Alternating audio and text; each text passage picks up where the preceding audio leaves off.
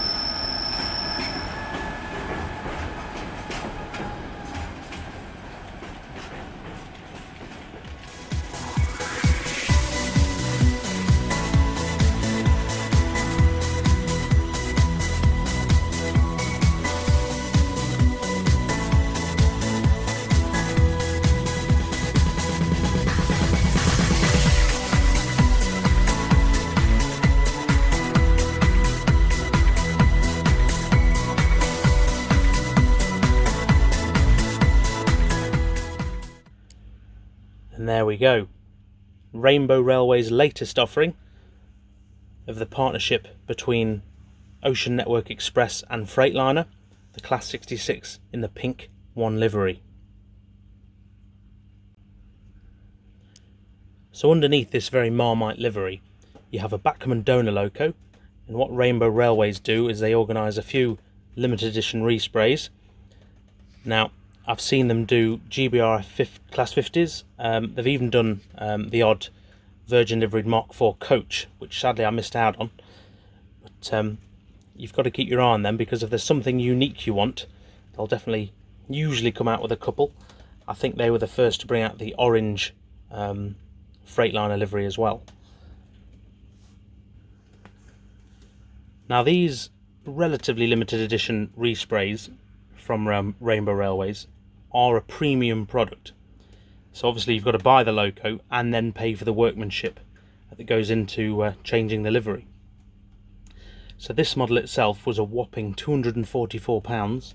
Now, I know a lot of you will be screaming at your screens saying that's outrageous.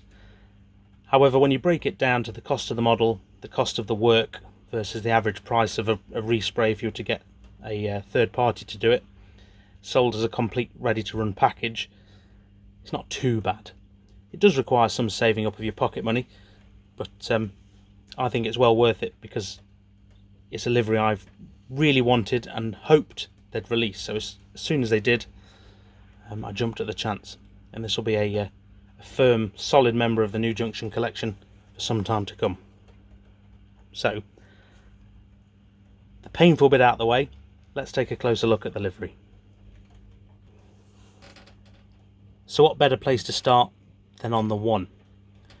Now, this is a very Marmite livery. The pink will divide a lot of people, but I think it's very bold and probably quite a good choice for a new freight company. It certainly stands out, and I bet all those people who thought the orange Freightliner livery was garish are now thinking, it's probably not so bad. Right, so this loco is named As One We Can, which is Ocean Network Express's motto. So their company philosophy does read a bit like a Borg statement to the Enterprise. However, I'm sure it's very ethical and I suppose a very positive statement to be churning out for a global player. So apart from the general paint scheme in the pink and the white stripes, as you can see here, they're very crisp, including this very thin white line across the top. You also get a series of transfers, such as the one logo at the front. You get some warning stickers. There's a logo down the side here, various warning and safety notices here on top. It's very nice. And then not to forget, obviously, as you've just seen, you get the etched nameplate, which isn't a sticker, it is actually a nameplate, which is a very nice touch. So all in all, in terms of the quality of the workmanship, can't really be faulted, but then it shouldn't be faulted, especially not at the high price point it comes at. Now, as I said, this was a donor loco, obviously a Bachmann one. I've no idea if it was new or second hand when they start with it. However, what I do know is all the accessories are intact. None of them have been added to the loco itself. They're all in a bag in the box, as it would come as if it was brand spanking.